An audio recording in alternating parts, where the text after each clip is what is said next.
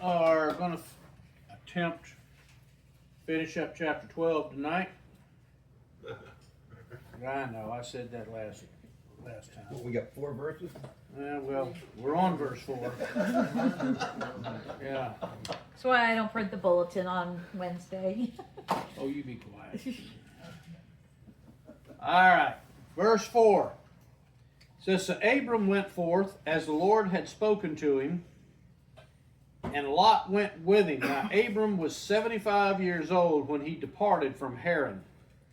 Now at this particular point, keep in mind that the average lifespan of most people at this time is anywhere from the mid 100s to about 200 or so.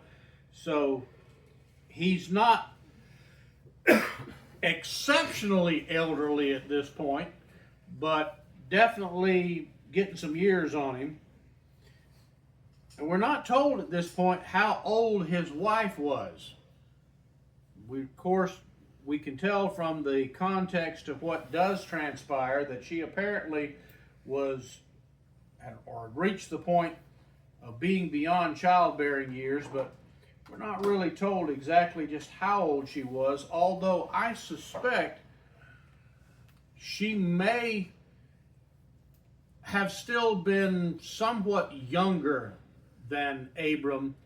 And even though she had not had any kids at this point, I suspect she may have, at this point, still have been of childbearing years. And the reason I say that is because later in this chapter, when we get down to the part where they have to travel to Egypt, one of the things Abram is concerned about is that the Egyptians will find her desirable.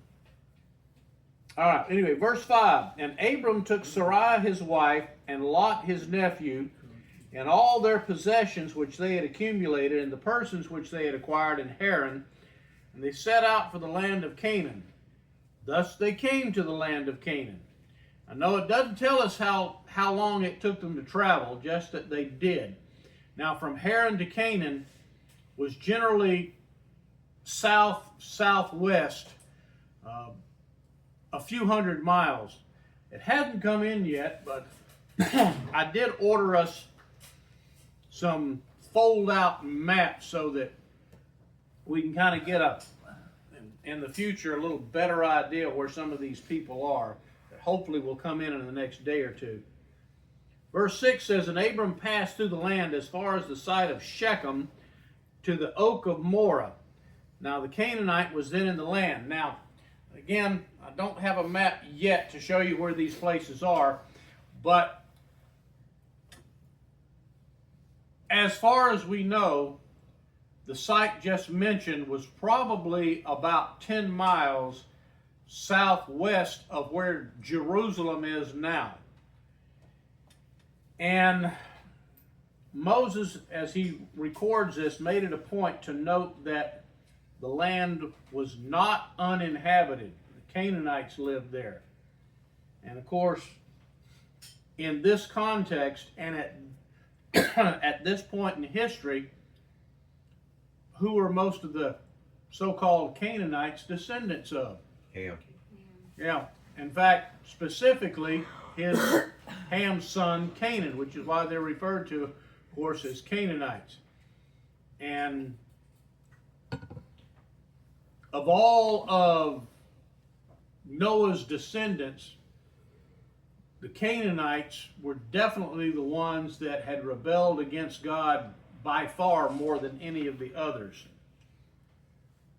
Now at this point, notice earlier there in Haran, God had spoken to Abram and told him that he was going to go to a place that he'd never seen before. At this point, though, God does not merely speak to him. Notice in verse 7 says, And the Lord appeared to Abram and said, To your descendants I will give this land. So he built an altar there to the Lord who had appeared to him. So we've kind of, or should say God has stepped it up a bit. Earlier, God merely spoke excuse me, spoke to him. Now it says God appeared to him and tells him his descendants are going to be given that land. And it's based on this particular promise that the Jews, on the other hand, or one hand, claim that that land is rightfully theirs, given to them by God himself. But the Arabs also lay claim to that land, primarily because they are descendants of Ishmael. And while neither Ishmael nor Isaac have even been born yet, this promise is what both groups point to as to why they claim the land is theirs. Because God didn't just promise it at this point to Abram. He does later, but at this point he specifically promises Abram that he's going to give it to his descendants. And God is not at this point specific about who those descendants are going to be. Verse 8, it says, Then he proceeded from there to the mountain on the east of Bethel and pitched his tent with Bethel on the west and Ai on the east. And there he built an altar to the Lord and called upon the name of the Lord. They had AI back then? Well, it's interesting that in Hebrew, the name Ai literally means ruins. Now it's an acronym, but I can see how that Yeah. would work. that's what I meant. They had AI back then. If Larry's not here, somebody's got to fill in for him. Somebody. They have a contract, you just don't know about it. Apparently. He's a substitute. Ruins, son. Yeah, Ai literally means ruins. Now, interesting part of this is only, what did we decide, about 500 or 600 years after the flood, and already we have ruins of previous settlements, which makes us wonder, was this area settled at one point and then abandoned only a few years later? Or is there any possibility that these ruins might have predated the flood? We have no way of knowing at this point. But yes, in Hebrew, the name Ai literally just means ruin. So it was a previously established site. But it says God had spoken to him in verse 7, said there at this site of Shechem, says he built an altar to the Lord. Then in verse 8, he proceeds on, headed south, and builds another altar to God, and called upon the name of the Lord. This is the first example we have of somebody specifically building an altar of worship and then calling upon God. Now, what this entailed, we're not told. We aren't given any details, just that Abram called upon the name of the Lord. We're also not told if God in any way answered him. We don't know. Verse 9, it says, Abram journeyed on, continuing toward the Negev. Now, in verse 9, anybody in here reading from King James? Yes. All right, what does it say he journeyed on to in the King James? South. The south. All right. The Negev is the Hebrew name for the southern desert area. So some translations will just say the south. Others actually name it and call it the Negev. Don't let that confuse you. Again, the Negev is just the name of the southern wilderness there in what became Israel. Isn't it still called that today? That desert area? Yeah, probably, because again, it's just a Hebrew word that means south. All right, verse 10. Now, there was a famine in the land, so Abram went down to Egypt to sojourn there, for the famine was severe in the land. All right, you had asked earlier about, Abram going to Egypt, now's when this happens. Now the interesting part of this is the Bible describes 3 notable journeys to Egypt. This is the first one. Anybody remember when the second one is? Joseph. Well, Joseph basically was forced to Egypt, but it's when Jacob and the rest of the family went to Egypt. And why did they go to Egypt later on? Famine. Because of famine. What's the third journey to Egypt? Bringing Jesus. Yeah, Joseph and Mary escaping to Egypt with Christ. Not because of a famine at that point, but what's that? Herod. Yeah, Persecution. persecution. So two famines and persecution. Now, what if I were Abram, and I'd have to be wondering about this. God has promised Abram that this whole land of Canaan is going to be given to his descendants. And the first thing he encounters when he gets there ain't no food. That for whatever reason, we can assume probably had not rained in a while, for whatever reason it was crop failure. It said there's a famine, which forces Abram to take his belongings and his people. And by this point, notice, based on verse 5, he's already accumulated some degree of wealth. Notice it didn't just say he took his stuff and his family, said there was also some people with him. So he apparently had servants by this point, along with Lot. So he's already getting rich.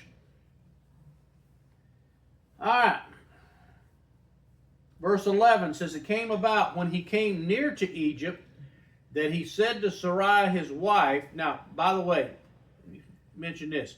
If Abram has never been here before, we can pretty well bet that he's never been to Egypt before, because we know he's never been to Canaan. How would he know he was getting close to Egypt?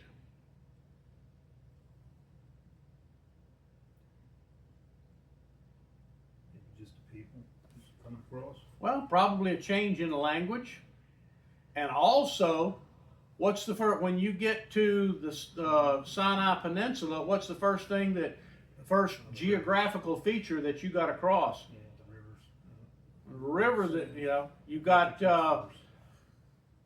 the Red Sea off to your, left in the southeast, and then off to the right in the southwest is the Goshen Plain, which as you're approaching the Nile Delta, so as he's approaching fertile land and getting into some swampland, simply based on other reports and probably stories that he's been told, he would have known he was getting close to Egypt.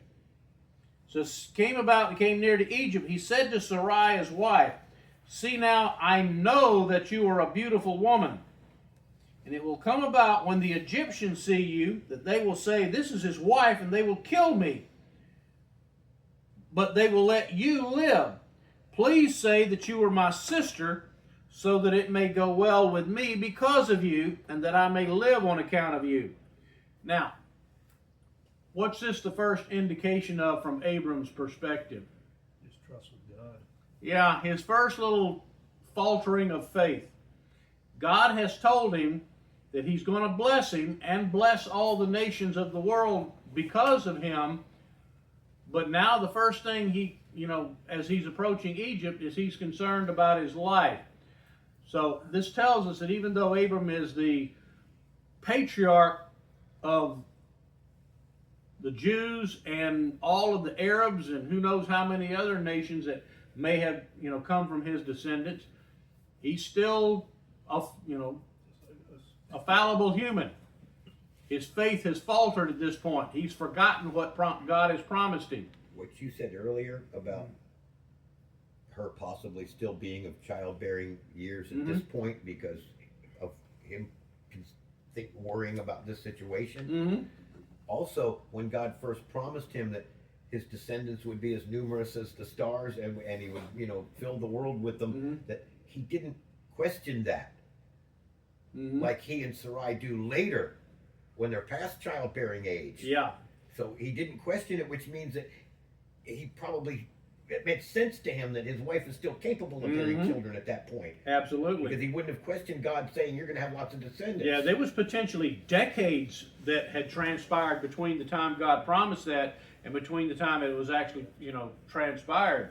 And yeah, she would have gotten old by that point. But I don't think, based on, as what you just mentioned, and the fact that he's concerned that the Egyptians are going to look at her and say, hey, she's good looking, and think that she probably was considerably younger than him. But now, why do you think that the Egyptians would even take note of her? Exotic. Exotic, yeah. She's different. She's possibly different, but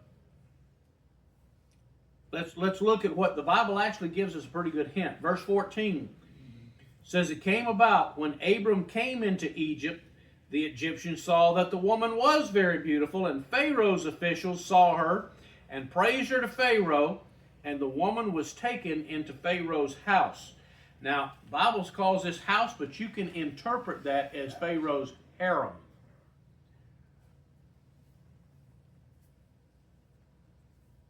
They basically kidnapped her and in all probability took her by force and put her in Pharaoh's harem. Now, how do we know that they would have taken her by force? Because Well, obviously he wouldn't have given her up on, wouldn't without have a given fight. her up intentionally, but look at verse 16. It says, therefore he treated Abram well for her sake, and gave him sheep and oxen and donkeys and male and female servants and female donkeys and camels. So this is compensation. Abram is being compensated that essentially, since she's been taken into Pharaoh's harem, Pharaoh is paying a dowry. He's paying Abraham off for having taken his sister, which he thinks, well, literally she was his half-sister, that we know, but Yeah, but anyway. go ahead. Well, no, I mean, obviously we've started with a lie, and it hasn't gotten any better, and then he's accepting dowry under false pretense. So, Yeah, it's getting compounded. yeah, it's like, let's just dig the hole deeper. But on the other hand, let's look at it from a slightly different perspective. Oh, Yes. what a wicked web we weave. Yeah. Well, he is. He's not. He has in fact told the truth. She's his sister, half sister, but they would have still said sister, as many of us would. So he hasn't technically lied.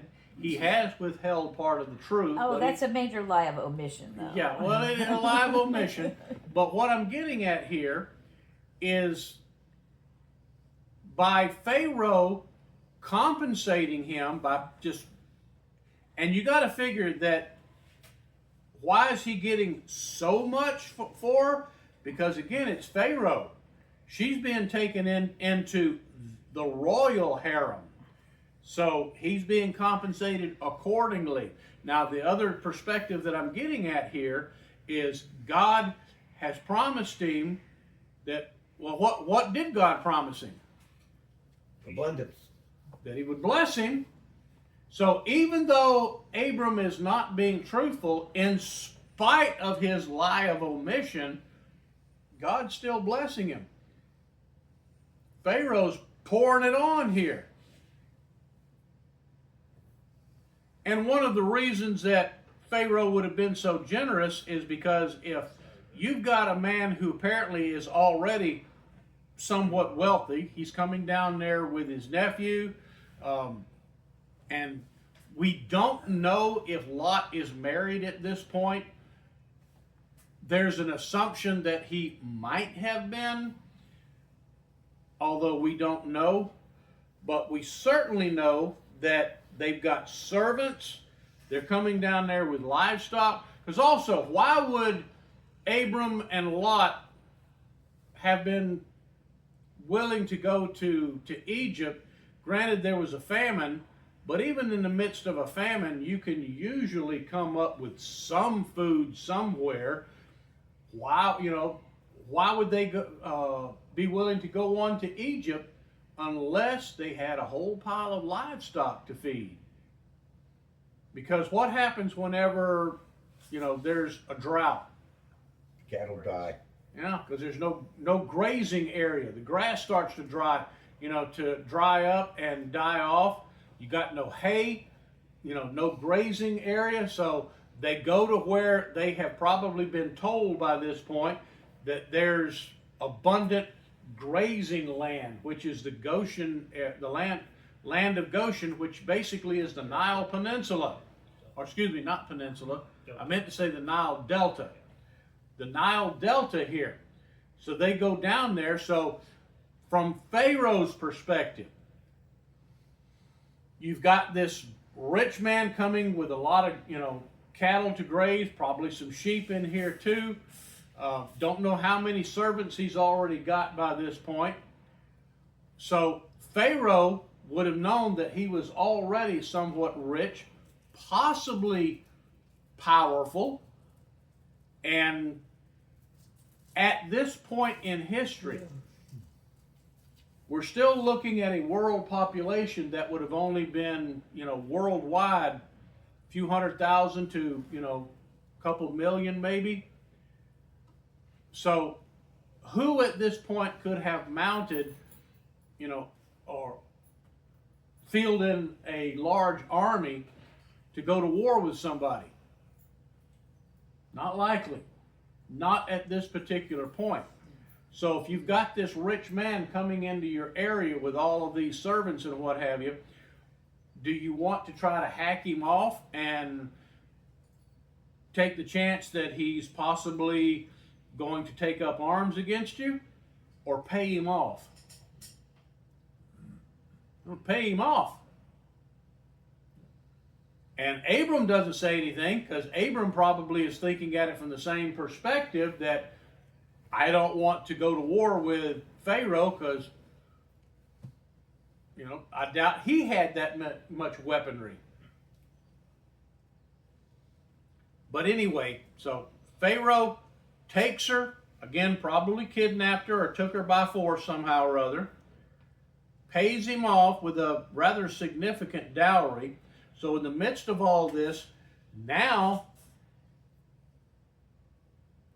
we don't know exactly how many, just because the Bible just says here, gave him sheep and oxen and donkeys and servants and camels.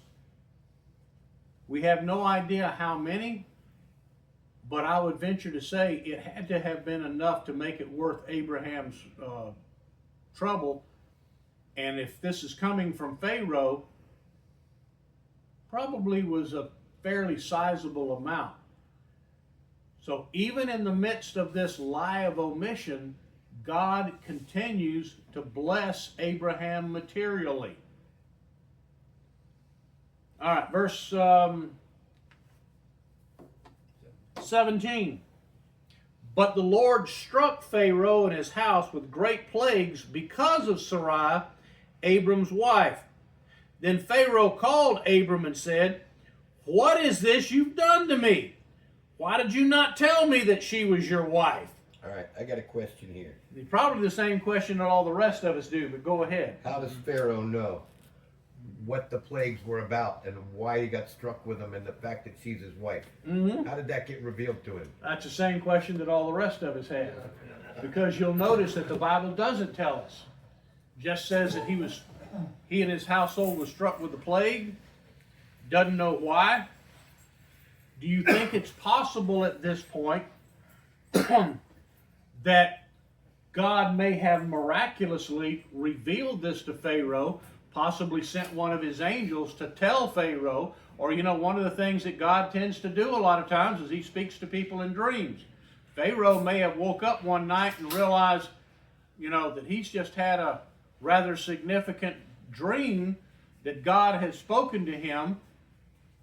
And, all of this is speculation, because as you just mentioned... Could it have been a process of elimination? The one thing that had changed was the fact that this chick is in his house? Maybe? We don't know.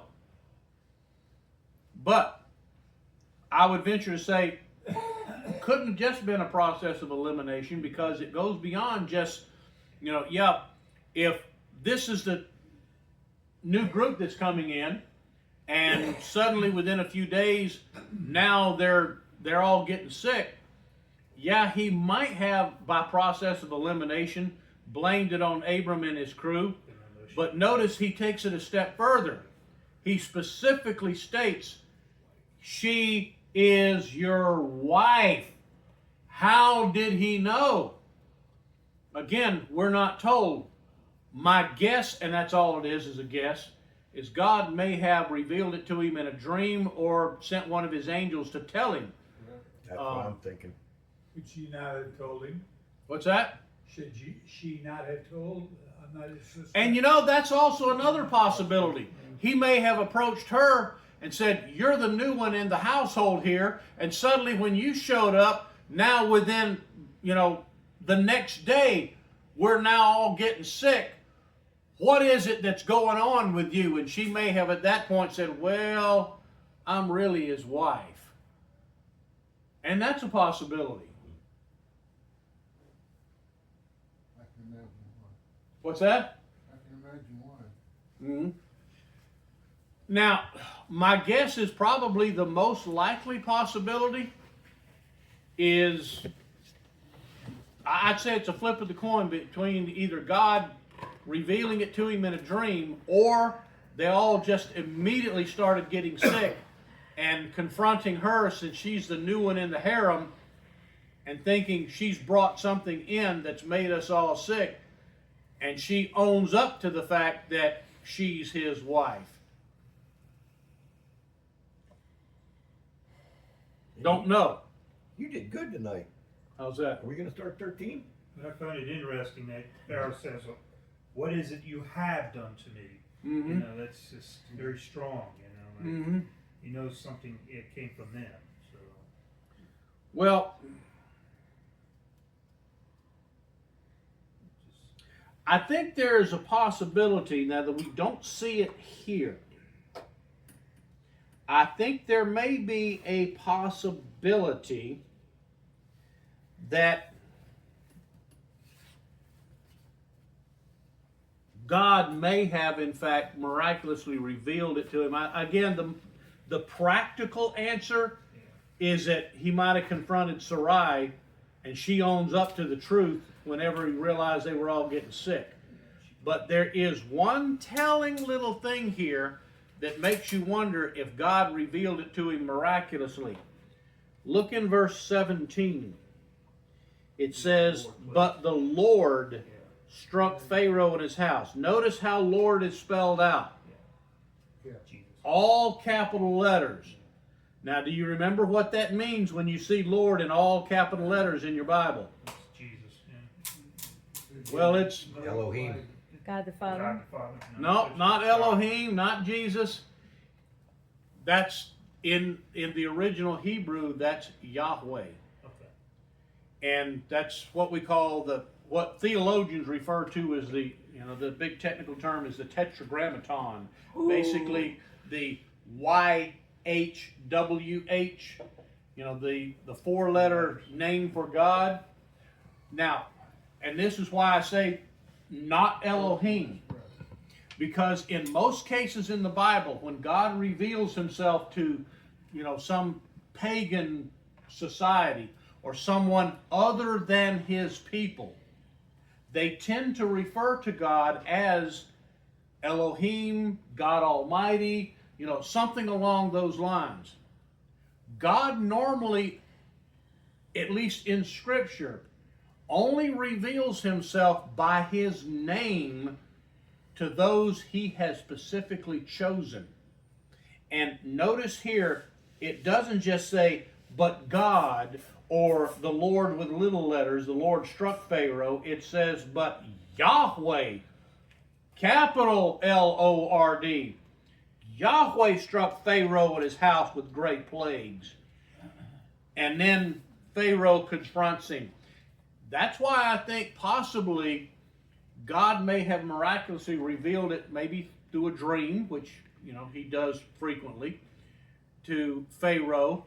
Pharaoh wakes up and realizes, that Abram, this new foreigner's God, has brought his God with him. Because also keep in mind back then, one of the pagan ideas that a lot of people had, and I say pagan with kind of tongue in cheek here, because even the Israelites believed this for several generations before God finally worked it out of them.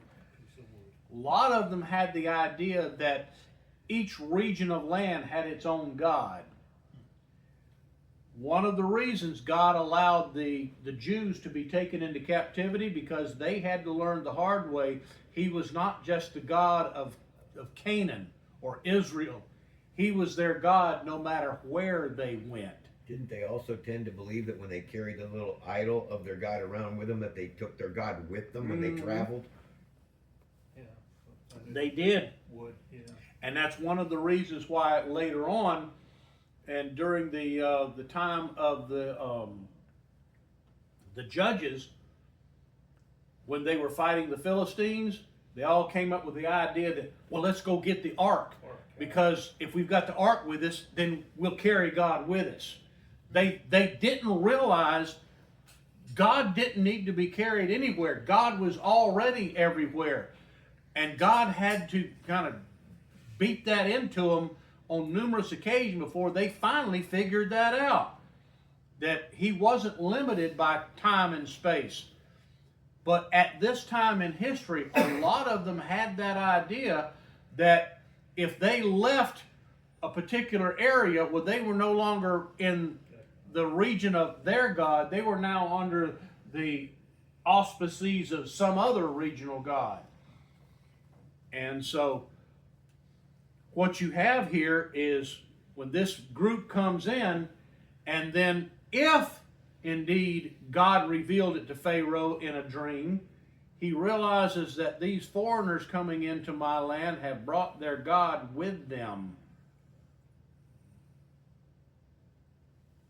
And so he then goes and confronts Abram and says, why did you do this to me?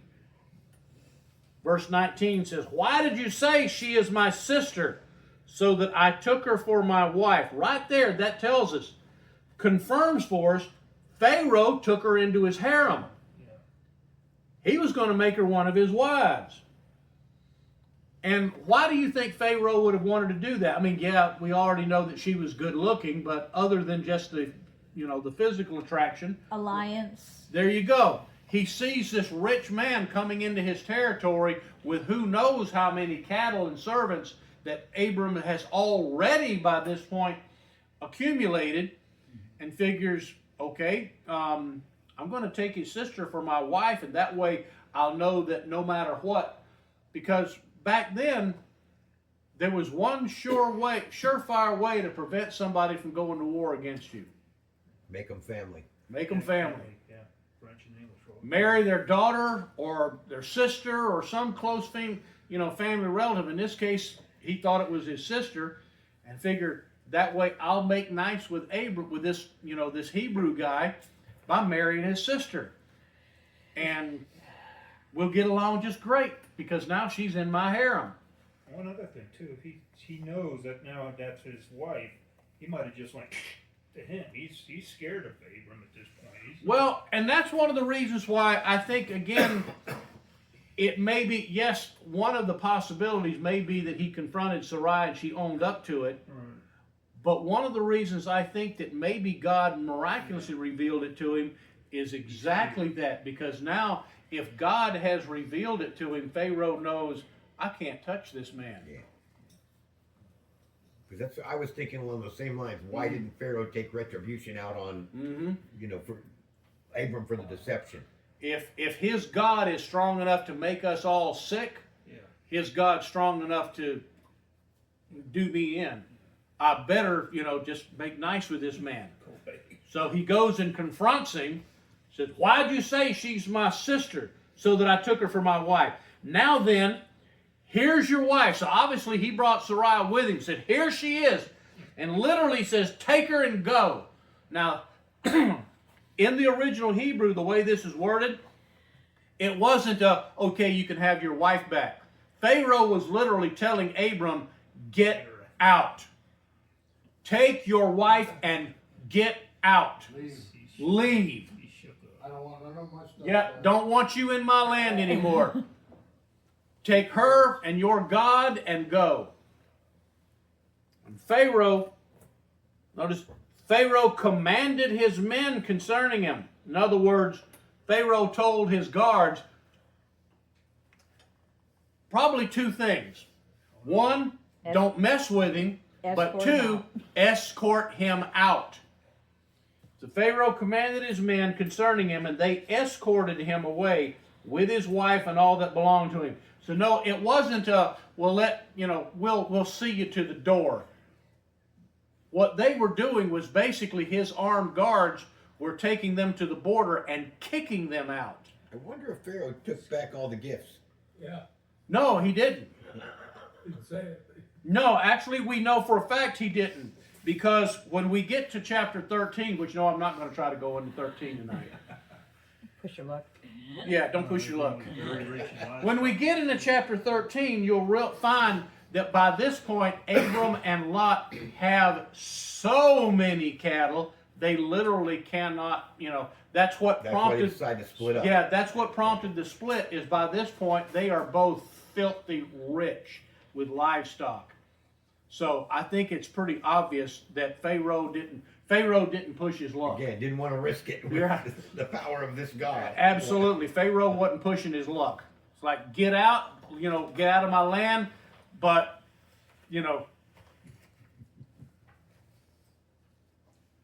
It's just one of these- take what you got and just Yeah. move on.